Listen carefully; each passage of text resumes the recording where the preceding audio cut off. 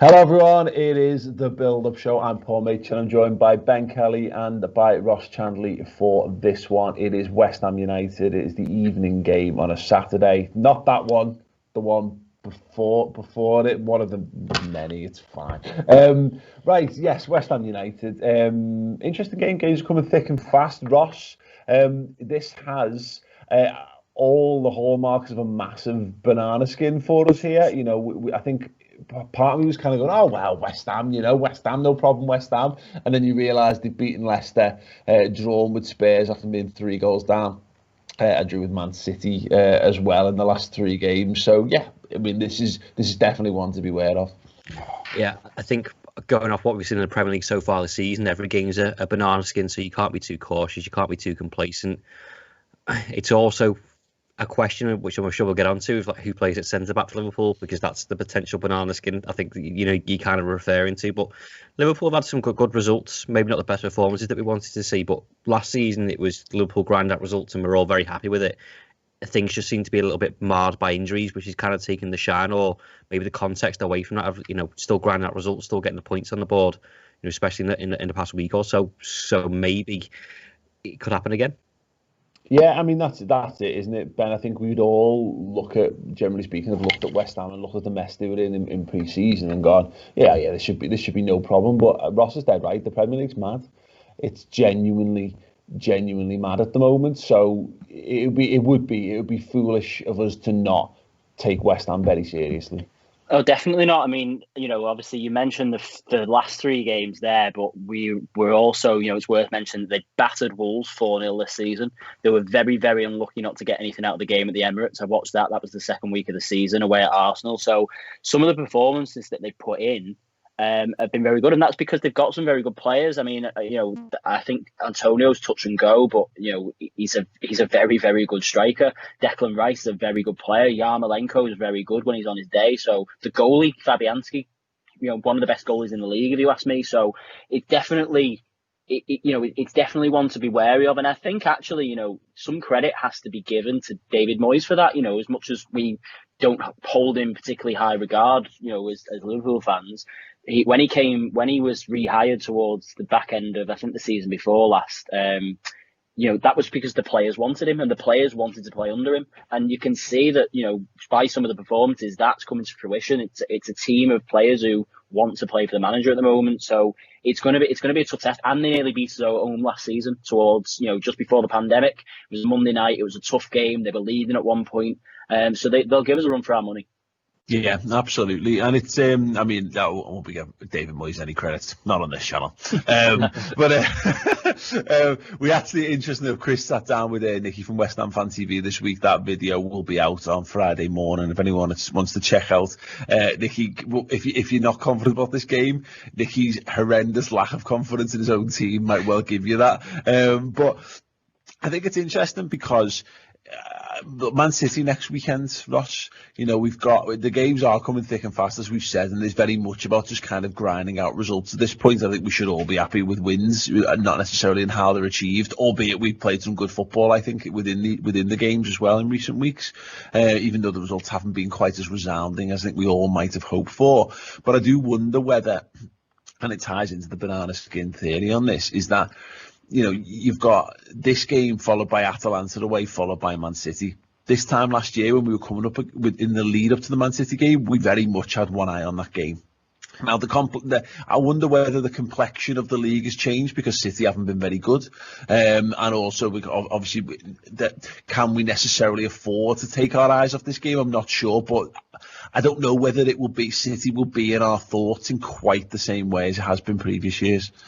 Yeah, and I think that's all been hindered by squad management and injuries, which is partly why, I said before about talking about games in not the same context or not the same thought to grind out results, because in the back of all our minds is we've lost Van Dijk, Fabinho's injured. There's I don't want to start rumours, but there's rumours that Salah might not be fit after getting his Achilles clipped on the other night. So It's tough for all teams. I said this on the show the other day that other teams will be in a similar situation. If you look at Man City, potentially they'll without Aguero. We're talking about West Ham. Antonio's got injuries. Other clubs are in the same boat as Liverpool. They're playing intense games. Twice a week. So they'll come up against injuries as well. We just seem to focus on Liverpool because that's what we do. It's just it's in the back of my mind of trying to manage these players but still play a strong side. It's a cliche, but we said there's no easy games in the Champions League. There's no easy games in the Premier League either.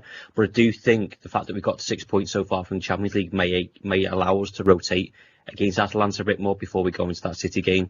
But because things are so tight in the Premier League now, I still think we have to go strong in this West Ham game just to buy us, not buy us time, but just an extra 3 points won't do us any harm. It helped the other night as well that Atalanta and Ajax drew in that situation. I know we're not here to talk about the Champions League, but obviously they're two strong teams and they both dropped points against each other. I think that works wonders for us, that we've got our job done against Midtjylland and picked up that 3 points. That will help us later on.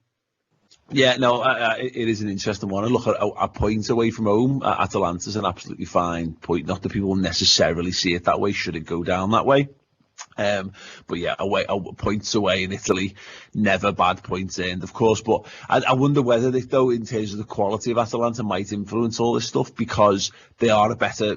Like, again, it was Genk that we played in the build up to Manchester City last year, and that, we were afforded an opportunity to be a bit more creative in our lineup, somewhat have you. But I don't know. It is a mad one. I guess we'll talk about the centre back stuff a little bit later on, but I think that might be an important issue when it comes into it anyway. Right, we are going to talk more about who the hell plays centre half for Liverpool. We're going to talk about some of the injury doubts, and we're going to talk about what it means for how the league is laid out as well after a very short break. But first and foremost, I've got a little quiz question to keep you guys on your toes and keep you coming back for more. The question is, I want you to name the 3 players who left Liverpool for West Ham in 2013. 3 players left Liverpool for West Ham in 2013. Let me know them in the comments live alongside us right now, but I'll give you the answers in a few short moments. The second Redmen TV book, Champions of Everything, is available for sale right now. It comes in 2 editions, the standard edition and the special edition, which comes signed with a custom message of your choice and with a limited edition Redmen TV sticker pack as well. The book is huge. It is A4 size and it is chock full of insight, photographs from around the world following the mighty Reds, who were reigning European champions, who won the Super Cup, who became champions of the world, and then capped it all off with a 19th league title, becoming champions of England. The book looks at the highs, lows, absolute insanity and bitterness of rival fans, and some of the craziness from our own fan base as well along the way. It is available now on the Redmen TV store. Get involved.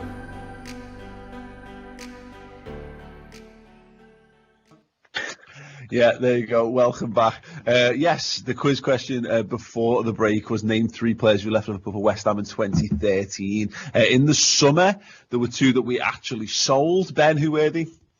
The summer, Joe Cole, Stuart Downing? It was Stuart Downing. And Andy Carroll. Andy Carroll left, right, in the summer, and Joe Cole actually left the previous January on a free transfer. But yeah, all within 2013. What a rush! Amazing when you think about it. It's mad to think that, again, we were doing this show, and I remember us signing all of those players, and probably covered the signing all those players and being very excited about it. Well, less so Andy Carroll, who had called Geordie of the Jungle a couple of months earlier, and then had to face the embarrassment of his Liverpool then signing him, having slaughtered him for a number of weeks leading up to it. But yes, thank you so much, everyone. In fact, actually, the first person to get it right apparently is in the comments. Let me just get it. Here we go. Javid Valiev was the first person to get it right in the comments. So congratulations, you win. The ability to drop a like on this video. Thank you. Right, let's get stuck back into it. Let's talk about the centre back issue, Ben. Yeah, I mean, we still have options. We still have an array of options. Those options are starting to become just worse and worse and worse, unfortunately. A lot of diminishing returns when you start to really kind of get into Liverpool centre-back options. I guess Reece Williams should be top of the pecking order at the moment. You know, he's come on in the last couple of Champions League games. He's obviously played in the Premier League for us as well already this season. He's had the most minutes really of all the other options. Nat Phillips was on the bench last weekend, which means that he might well be in there. And I'm not sure if we put much stock in this theory, but obviously we saw Jordan Henderson withdrawn at half-time, which Klopp was at lengths to say was pre-planned. But I think given that Jurgen Klopp is very keen to put himself, you know what I mean, to kind of protect his interests in these matters with regards to team selection, we could actually see Jordan Henderson play centre-half as well. Yeah, potentially. I mean, for me, Reece Williams makes the most sense. I'm not sure on Nat Phillips. I feel like I'm not sure how much Klopp rates him. I feel like we would have seen more of Nat Phillips by this point if Klopp fancied him. But, you know, Reece Williams, he seems like a capable lad. He's scoring for the under-23s. He's coming on in Champions League games and, you know, he did all right the other night. We just had some rotten luck, haven't we, so far at the back? I mean, you know, going into this season, when we were talking about the centre-back situation before any of the injuries, you know, I think it was voiced by a lot of us on this channel that, you know, obviously we've got two centre-backs there who don't have the greatest injury record. We knew that in particular with Joel Matip. Lo and behold, we've come to fruition and we've got a bit of a crisis going on. And I think, you know, Reece Williams now has an opportunity, and maybe the likes of Nat Phillips as well, because he's likely to be next in the pecking order. You know, Billy Cometio is another name that might be thrown in there at some point. You know, they've got a chance now to really, you know, grab this by the scruff of the neck and go, right, okay, so I'm going to make myself the fourth choice centre back. Never mind Fabinho, even if Joel Matip's going to be out every other week, then I want to be the one that he calls upon. So it's a big opportunity for some of those players, you know, against, as I said before, some talented players in the West Ham side. I think it's a really interesting point with Reece Williams, and it's a shame about Billy Cometio because he's been so highly spoken of. But I just think in terms of fit, he's just not there. It doesn't look like he's even available at this point, which is a real shame. But let's use Reece Williams as an example here, Ross. He's had these opportunities, and sometimes it's just what you need in football. Look, there's a very real chance, let's just call it what it is, that like, I mean, Nat Phillips, I think we can all agree that he's probably not he's not going to be a top level centre half. It's going to take a lot for him to get his career to that kind of level at this point. Reece Williams is young enough that anything's possible, but it's highly likely that these lads won't be anywhere near Liverpool, you know, in the years to come. But when a young centre half like Reece Williams, he's got the physical attributes required. You know, he's a big lad. He's good over a few yards pace wise and what have you. This could be an opportunity where, look, yes, maybe he goes on and makes himself the next great Liverpool centre half, but realistically, we're asking him to just be a good option. And what I'm hoping is that what Ben says right there is that when Fabinho comes back, it would be nice for us to be able to go, you know what, Fab, we actually don't need you to play centre-half because Reece Williams has stepped up sufficiently that we can afford to use him in more games. Yeah, and I suppose from Reece Williams' perspective, that's what he wants. He wants an opportunity. He wants an option to kind of prove himself. I think he's played spells, and I can't say he's done that, but, you know, from what I've seen of him, which is very little, you know, he seems composed. He seems pretty calm. It's interesting. Sam Walker made a point on, I think he said it on 2 shows yesterday, you know, it's the opportunity for a youth player. That's what they all want. They just want that chance. And if you compare it to a Trent Alexander-Arnold, you know, he got his option because Klein was injured. Now, that might just be it for Reece Williams, but you might be right. He might just be a stopgap till we get someone else. But until you give someone the opportunity, until you try someone, and the difficulty is, it's all high pressured. You know, every game is must win for Liverpool, and, you know, there's always got to be a scapegoat or someone to blame, or, you know. But when he came on Tuesday night, like, at no point was I worried or concerned, but, you know, when the ball was in his area or when he was on the ball, you know, and that's the difference of what happened to Dejan Lovren. I think for a lot of Liverpool fans, you know, he had that baggage, and I think people were waiting for him to kind of make a mistake. Reece Williams needs an opportunity to prove that he can do something. If he doesn't get that chance, then I think it's slightly unfair. And if he doesn't get it now, while we've got this, you know, mini crisis we're talking about, then he's not going to go and get it. I think he's also fortunate in the sense of, because of the players that are going to be around him, It's not like he's getting a chance and he's with other youth players or fringe players. He's with Trent, he's with Gomez. Hopefully Henderson will be in front of him, to give him that extra level of protection, which may mean we have to change our style of play slightly. But that means, bedding someone in and giving someone the confidence and experience going forward, which is what he's got ahead of Cometio. Reece Williams is fit, but he's had those spells of experience, whether it's the Champions League night, that's one more thing out the way, one more thing he doesn't have to worry about. If he makes a Premier League start, then that decision can be based on what Jurgen Klopp and his coaching staff think. So who am I to say anything different? Do they think he's ready? Then he's ready. Yeah, I mean the other options are it's just what's there, isn't it, Ben? There's no value in kind of getting upset about it really at this point. It is what it is, and I think what we've got available to us will depend on what else is available to us, in terms of our options. Because look, we might see Jordan Henderson play centre half. We saw it in the Club World Cup against Monterrey. He wasn't very good, but we got through that game. So it is a possibility that we might see something like that in this game, but that will depend on what the midfield options are available to us. Because I think if Thiago's fit, then that makes that a slightly easier conversation, because you put a world class midfielder back into the midfield, and that makes it a little bit more easy to bear. Without Fabinho, again, that this is the issue with it all, isn't it? It's all a house of cards, and we're kind of shuffling our deck, to keep with the card analogy, and seeing what we've got available to us. I wouldn't like to see Jordan Henderson. I would prefer to see I'd rather see a young centre back, but we'll know how good these young centre halves are, because Klopp's got no problem normally throwing kids in. If he doesn't throw them into this game, that kind of tells you maybe just how severely important the game is, but also maybe the quality. Yeah, I mean, obviously, the Man City game is the worry, because this is a game to maybe, you've got Atalanta, I know, in between, but this is probably the game, or maybe Atalanta's the game to try and trial something in preparation for Man City. I mean, they'll be looking at it in training as well. And I just wanted to sort of ride on the back of one of the points that Ross made there. This is a very big spell for Joe Gomez as well, providing he stays fit.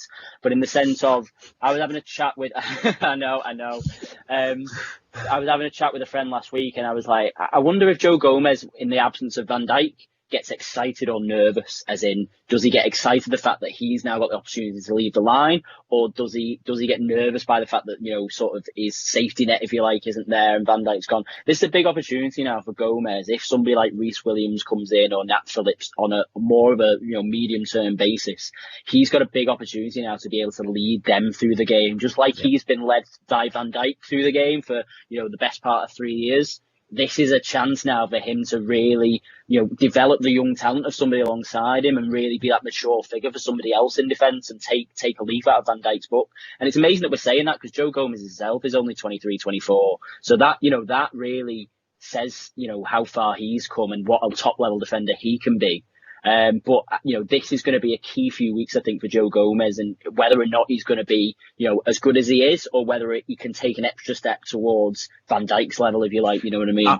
Yeah, absolutely. I've said this, I'm pretty sure he's 23, and this should be his breakout season. If we were looking into the market to buy, a player, as we do often, 23 is that sweet spot of where Liverpool go for, where you've got enough experience at senior level, but you're also not quite, you're about to start entering your peak years.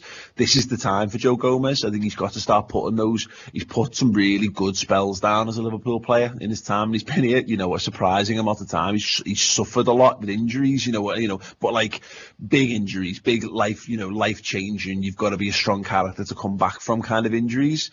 And it's going to be a massive test to see how he copes with it all. My thinking on what we've got laid out in front of us, Ross, as mentioned again there, it's hard. I'm sure Klopp will be keen to stress it's one game at a time, and maybe this is an environment where we are actually playing one game at a time. I think there's someone behind the scenes at Liverpool though will be looking at Man City and going, okay, we want our best possible team on the pitch for that game, and we might have to sacrifice here and there. Like, for example, I think if Fabinho's fit, you can maybe go if Matip is close, you maybe play Matip at the weekend, or you play Matip in Atalanta, and then whoever's fittest of the two then plays the following weekend. I wonder whether the situation here where Joel Matip is just given as much time and it is prepped to the best of our ability, if you're going to pick Matip for one game, for me, it's got to be that Manchester City game, and that again might influence just who we line up with in this game, and then Atalanta as well. Yeah, but at the same time, you need to have Joe Matip prepped as in fitness, but you need him game experience as well, or match fitness. Sorry, certainly you know that experience. But do you? Is the point? Is because every time he plays, he can't seem to play 2 games a week, so you might get one hit with Joe Matip. So you play him against Atalanta, going, we'll get him ready for Man City, and then he hobbles off for another scan on a Wednesday morning, and you're back down to back. You get the one I'm driving at. No, it's a difficult balance. You know, ideally, if he's fit, I'd play him this weekend. You know, just so he's got some minutes in him, and then obviously rest him Tuesday, I think it is, and then play him Saturday. But what you just said there. A great play him on Saturday, but then is he going to be out for another 2-3 weeks? That's the concern that you've got, and the concerns that we all had, as Ben mentioned, going towards the start of the season. It's, you know, he's potential there to have him on as a substitute, you know, and then get him half an hour, which is probably the best of both worlds, where, you know, you get him on, but obviously, you know, at what risk? As I mentioned before, every game is must win, you know, and then there's going to be, probably including myself, if Matip's there and available, he's the better centre half over Reece Williams. That's why you think on experience is there, but it's just a risk of him being injured. It's catch-22. No, it's catch-22 because you're right. The common logic follows, Ben, that you need to be played into fitness and form. But we just don't know with Joel Matip at the moment. I'd love to be able to say, because the logic should follow. If Matip is available, then maybe you bring him on for the last 15 minutes or whatever. Do what we've been doing with Reece Williams, you know, bring him on for the last 15 minutes, 10 minutes, whatever, just to shore the game up at the weekend. Then he's had a couple of minutes. Then you maybe look a little bit more, or you then keep him out of the midweek game to start him at the weekend. He's had a little bit, and then you're on a run of maybe 10 to 12 games where he plays consistently. You know, but we just don't know if he's even capable of that at this point until he proves that he is. He's not, you know, in our eyes anyway. I think, and I mean, the only good thing, the redeeming feature of Joel Matip is that you can drop him into a game and he can perform really well. We've seen that already. You know, we saw that in the Merseyside derby where he's just great. You know, he comes in and he's fantastic in that game. So yeah, I mean that is on our side. It's just whether let's talk in hypothetics here. Do you just throw all in on Matip just being able to play City in the knowledge that you might lose him for another month, or do you try to build him up to try and get 10 games out of him, but know that you might fuck him when he misses Man City? I think there's probably a middle ground there somewhere. I think you maybe prepare him so that he plays. I'd start Reece Williams at the weekend, and what I'd do is I'd have Matip on the bench if he's available, and you know, because the chances are, or there's a distinct possibility that Reece Williams has a stinker and he needs to come off at half time. So have him ready for that, and then if Reece Williams is playing okay, leave him on, and then you give him his 20 minutes, 15 minutes towards the end of West Ham. Yeah. Then I'm not sure what you do about midweek, because obviously, as Ross said before, we're in quite a strong position in the Champions League group. So is it a game where you need to risk that? I don't know. Alternatively, is it actually a good game to play him in? Because, you know, if you come out with a point there, you're pretty much through.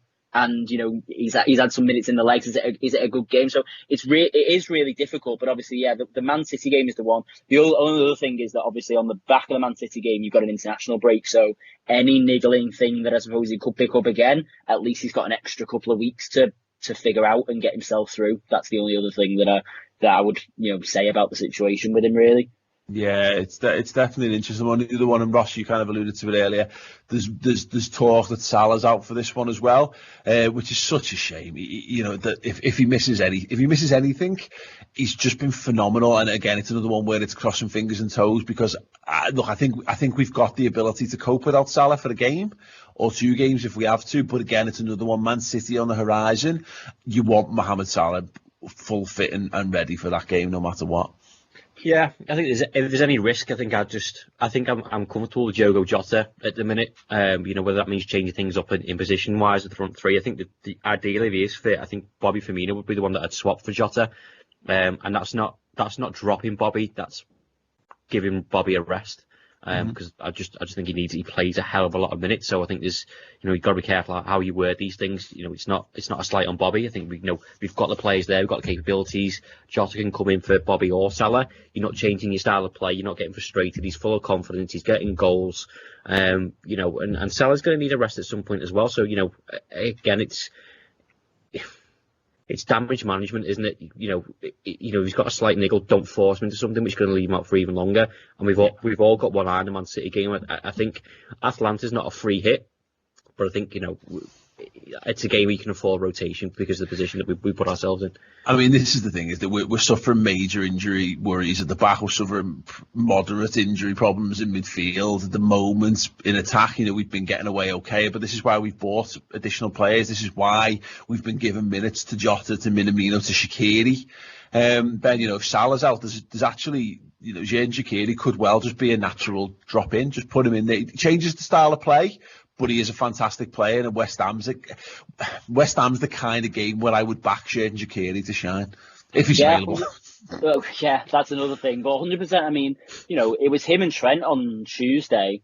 They were the only players who looked like they could produce something. I think that's what you want out of a player who's going to come in, potentially step in from Mo Salah. The problem with Shaqiri is that I don't think we've ever seen a run of, it depends what the situation with Salah is, but we've never really seen a run of games with him where, beyond 5 games in a row, he can play. Well, first of all, he can play, but second of all, he can actually play at the level. I always feel he's much better, either coming on as a sub or dropping in the odd game as a bit of a wild card to change things around. I'm not sure he's built for being a consistent starter in Liverpool's team, but that's obviously why you've got Mo Salah ahead of him. So I think, as a cover, there's definitely worse ones out there. And obviously Jota's proven himself. Jota wasn't brilliant on Tuesday, but gets himself a goal. So, that they're the type of players you want who are going to come on and cover your front three. Absolutely. Look, I think Diogo Jota's the obvious answer there, and you just move Mane to the right. I mean, I'd rather see Mane on the right than Jota, because I think Jota struggled the last couple of games when he started on the right hand side. He's definitely looked better. He definitely looks better more central or from the left. But I mean, there are options. Again, we could rest 2 if we wanted to, because again, I thought Minamino was poor in midweek, but I think he's looked really, really good in the option in the time that he's been given so far, particularly since restart. So yeah, we are blessed with a little bit of cover and some options that I don't think any one of us would be particularly upset to see, Ross. No, and it's a bit of a saving grace, the fact that we've lost Van Dijk, and we've lost Savinho, but we've won 3 games since then, and we should have won the derby. So it's because we've had the players up front to kind of bail us out, and Jota is one of those. I think one thing I took from Tuesday was the fact that too many changes can hinder cohesion. And I think that was part of the problem, and that all has a knock-on effect. So who you pick in defence? If Henderson doesn't play in defence, then you've got a bit more robust, steady, midfield that's played together, rather than kind of shoehorning people in just because who have you got left? Yeah. Then that has a knock-on effect on who you've got at the front 3 as well. So if it was like, say, if Henderson can play midfield with Thiago and Gini, for example, I think you're pretty sound. They've all got minutes under the belt recently, and then it's not too much change up front if you just swap in one. But I think if you swap in one in defence, 2 in midfield, and 2 up top as well, I think you lose that rhythm, fluidity that I think Liverpool thrive on, the way that Liverpool have to play. Yeah, absolutely. Normally I'd be pushing you for starting 11s, but I think there's too many unknown factors in terms of whoever's left, fitness. Yeah, whoever's fit, just put them out on the field. That's absolutely fine. I do want to talk a little bit about the league at the moment, and obviously we play before Everton this weekend, and for the last couple of years, Ben, this part of these build-up shows has often been dedicated to Liverpool's biggest rivals. We've talked a lot about Manchester City in these segments of shows, like who are they playing and what does that mean, and do we play first, and can we go above them? Liverpool have the chance to go above Everton in the Premier League this weekend, which is a mad sentence. The last time we said that was when we were like 7th and 8th in the league.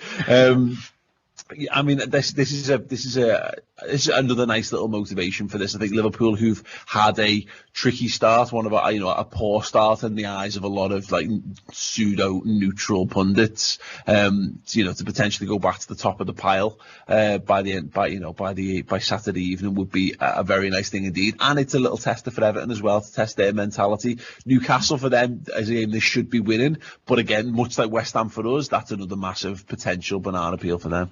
I mean, totally, yeah. I mean, it's potentially an even madder statement that, this is an opportunity for Liverpool to put some daylight between ourselves and Aston Villa in third. I think that's that's even more of a weird concept. But yeah, look, that's the state of the league at the moment, isn't it? It's a bit mad. And while I still think, even with all of our injuries, I think Liverpool are the best team in the league.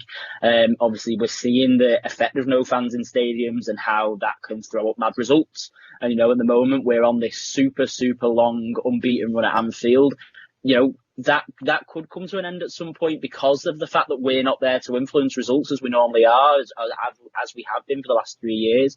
And it's only further motivation for the team and Klopp, every time they go out, particularly at home, for that reason.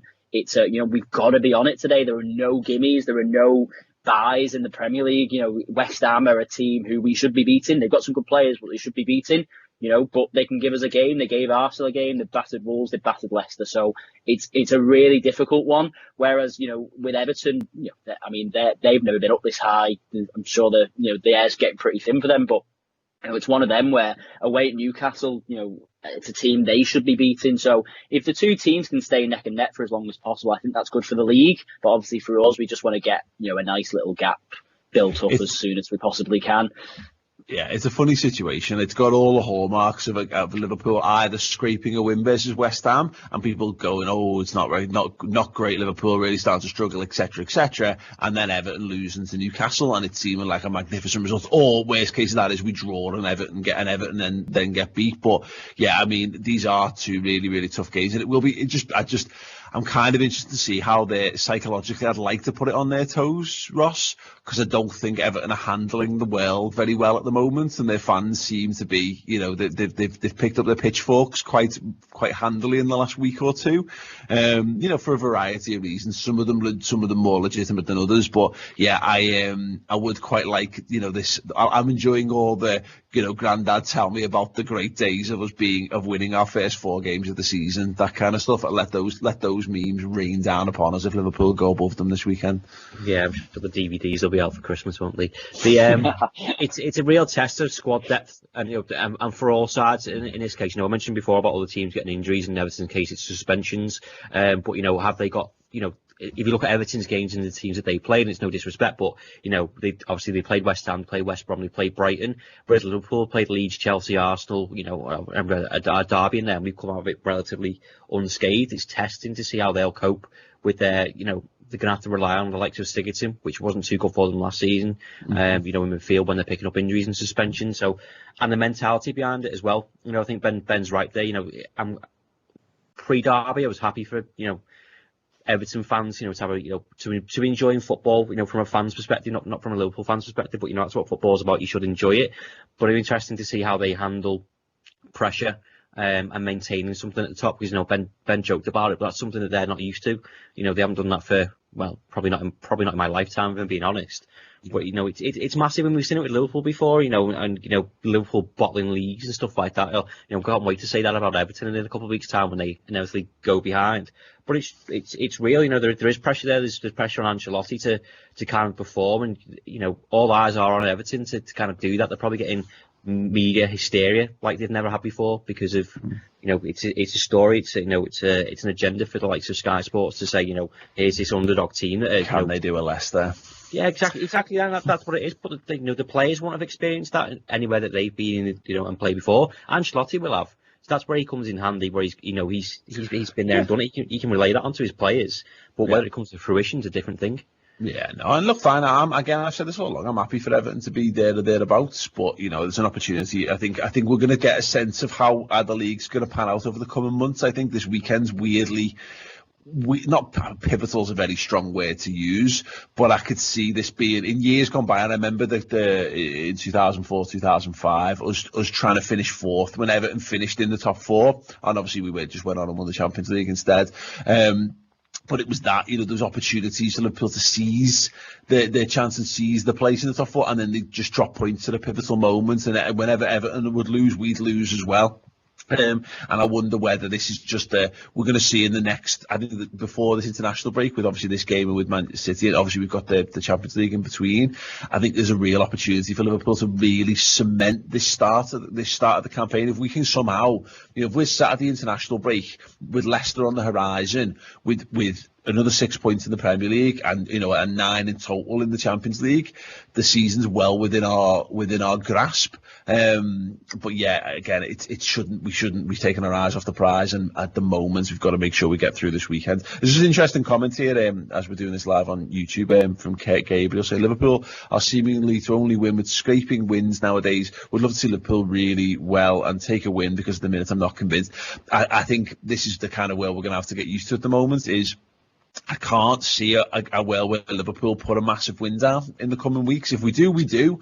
But I don't think, we're going to see a world where Liverpool just go and steamroll the teams. I think we're all going to have to buckle in and prepare, because, the squad is very, very bare at the moment in terms of particularly defensively. Liverpool might have to adapt a little bit of this stylistically in order to cope with all that kind of stuff. And I think we all need to, get back to this world where wins are amazing. It doesn't matter how they look. It doesn't matter how those wins make you feel throughout the 90, provided you get over the line in the end anyway. Right, let's have some score predictions. Ben Kelly, what do you think it's going to be? I think it's going to be 2-0 to Liverpool. Nice. Ross? 1-0. Scrape up a 1-0. Just win. Just win. Yeah. Just win. It's that time of the year. It's 2-1 for me. It's getting back into the swing of just managing to find ways to get through. And look, fingers crossed for us anyway. At the moment it looks like Mikel Antonio won't be available for this 2 games back to back. He's gone off. He's got a history of hamstring injuries. I hope he's fit and available to play every other game of the season, but he's got 5 and 8 against us, so I would very much like him to not be involved in this game of football, because it will make things loads more difficult. Let me know your score predictions in the comment section underneath. If you're listening to this on podcast apps, do leave us a 5-star review. That kind of stuff always helps, of course. Loads more content to come from us. That preview with Nicky from West Ham Fan TV, which will hopefully leave you all smiling, because Left Chris Creased is going out Friday morning, so check that out on the YouTube channel. We've also got a range of anniversary merchandise. We've been on YouTube for 10 years. 10 years, yeah. I've aged terribly. But we've got a range to celebrate. Ross has got the mugs right there. They're looking absolutely splendid. And there's T-shirts and there's hoodies and there's sweatshirts as well. You can have a little look at what that's all about. It all helps to support the channel, but I'll give you some great Christmas gifts as well. Thank you guys. I hope you've enjoyed the show. We'll be back with a live watch along this weekend from about 5:15 for the game. Hope to see you there. Ta-ra.